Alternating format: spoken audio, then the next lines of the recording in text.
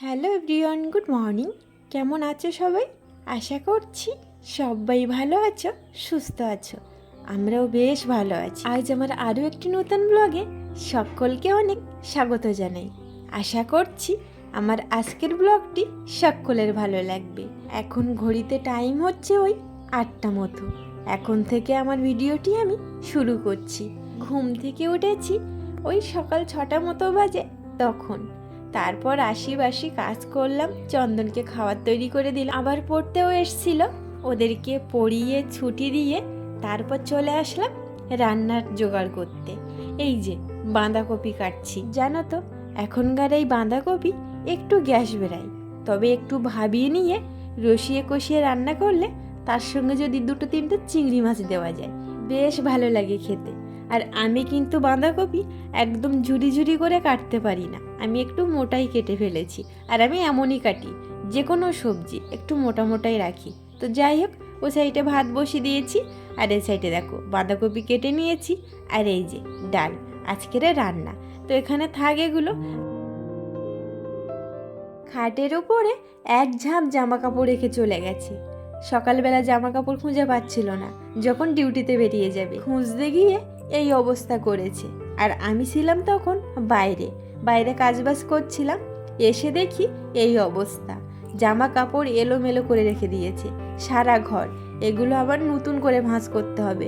কত সুন্দর করে ভাঁজ করে রেখে দিয়েছিলাম, আবার করে ডবল খাটুনি করতে হবে। সকালে ভাঁজ করলে হয়ে যেত, তবে ওই যে পড়তে এসছিল, ওদেরকে পড়াচ্ছিলাম, সেই কারণে আর ভাঁজ হয়নি। ওদেরকে ছুটি দিয়ে ভাবলাম সবজি কেটে ভাত বসিয়ে দিয়ে ঘরের কাজ করব। তাহলে ঘরের কাজও হয়ে যাবে আর এদিকে ভাতও হয়ে যাবে। ঘর পরিষ্কার করে তরকারিটা রান্না করব, তাহলে একসঙ্গে দুটো কাজ হয়ে গেল। তো সেই কারণে আর কি। তো যাই হোক, এদিকে আমার জামা কাপড় ভাঁজ করা হয়ে গেছে, এবারে এগুলোকে গুছিয়ে রেখে দিলাম। আর এদিকে দেখছি ভাতও হয়ে গেছে। এমনিতেও যে চালটা নিয়ে এসছে 2-3 দিন রান্না করছি, তো দেখছি অল্প টাইমেই হয়ে যাচ্ছে। আগে যে চালটা আমরা খেতাম বেশ অনেক সময় ধরে ভাত হতো, আবার খেতেও কিন্তু বেশ ভালো লাগতো। তো যাই হোক, এ সাইডে বাইরে আসলাম ভাত উপর দিতে। ঘরে আর দিলাম না। অন্য দিন ভাত উপর দিলে ফ্যান পাশের বাড়ি নিয়ে যেত, ওরা ছাগলকে গরুকে খাওয়াতো।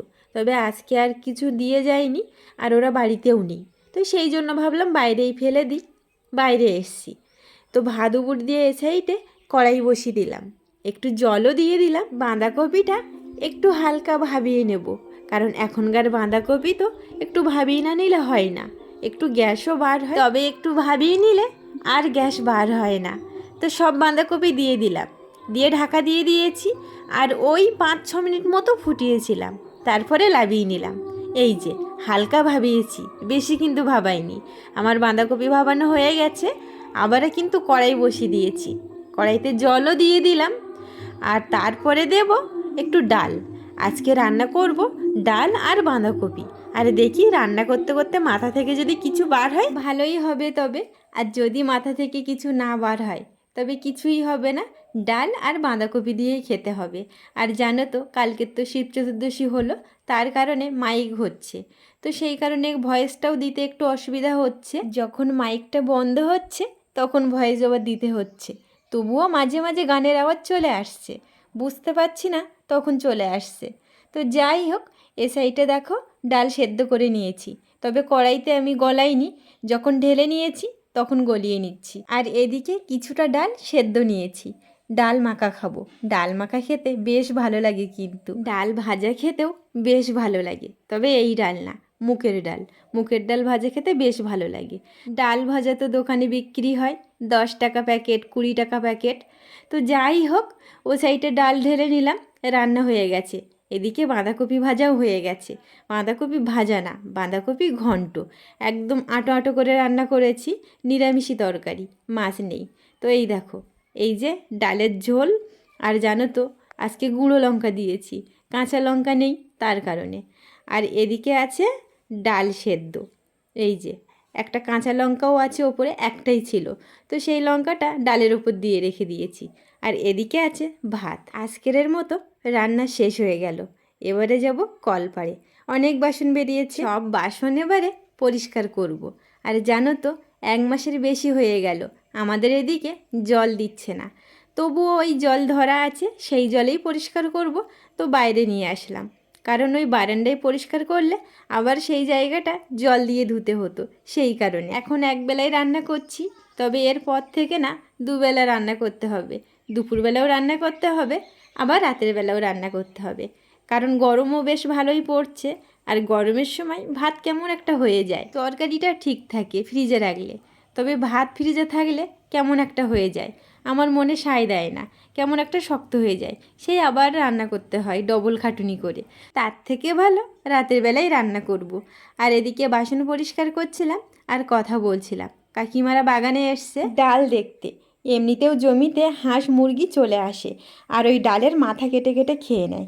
তার কারণে পুরো জমিটাই এই যে দেখছো নেট টানিয়ে দিয়েছে। থালা বাসন পরিষ্কার করে রেডি সেডি হয়ে বেরিয়ে পড়লাম। যাব হচ্ছে বাড়িতে, একটু দরকার আছে।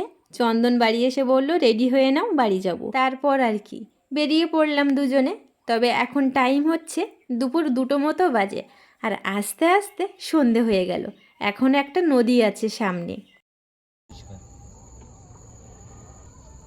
সবে এসে পৌঁছলাম, হঠাৎ করে বাড়ি যেতে হচ্ছে। এখনও খেয়া ওই পারে, এপারে আমরা বসে আছি। আর ওই যে লাইট জ্বলছে ওগুলো লজের লাইট না,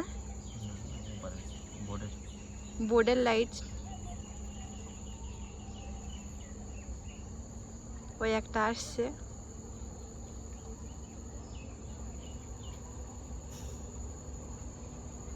এই যে বসে আছি আমরা এখানে।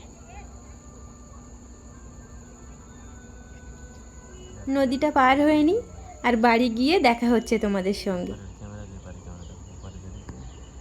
একটু আগে বাড়িতে ঢুকলাম, এখন টাইম হচ্ছে ওই রাত 9টা মতো বাজে। আসল কথা কি জানো তো, খেয়াটা না বড্ড দেরি করে এসছিল জানো তো, তার কারণে আসতেও একটু দেরি হয়ে গেছে, না হলে এর আগেই চলে আসতাম। আর এই যে দেখছো আমার কোলে, এটা আমার ভাইয়ের বড় মেয়ে। হাসি দেখছো, গাল ভরা হাসি তার। আর এ সাইডে চন্দন কাটছে হাঁসের মাংস। হাঁস এনেছিল বাড়িতে, তো এখন হাঁস কাটছে। রাতের বেলা রান্না হবে, তবে রান্না হতে হতে অনেক দেরি হবে জানো তো, কারণ এখন তো 9টা বাজে, আর হাঁসের মাংস এমনিতেও একটু দেরি হয়। আর এদিকে দেখো, এদিকে ভাইয়ের বউ আর ভাইয়ের ছোট মেয়ে বসে আছে, আর এদিকে আমি রান্না করে খেতে বসে গেছি। কারণ জানো তো আমি হাঁসের মাংস খাই না, তার কারণে আমি আগে খেয়ে নিচ্ছি। তো চলো ভিডিওটি এখানেই শেষ করছি। সবাই ভালো থাকবে, সবাই সবার পরিবারকে নিয়ে সুস্থ থাকবে। দেখা হচ্ছে নতুন কোনো দিন নতুন কোনো একটি ভিডিওর সঙ্গে। ততক্ষণের জন্য সবাইকে টাটা। আর হ্যাঁ, আমার ভিডিওটি প্রথম থেকে শেষ পর্যন্ত দেখার জন্য অনেক অনেক ধন্যবাদ।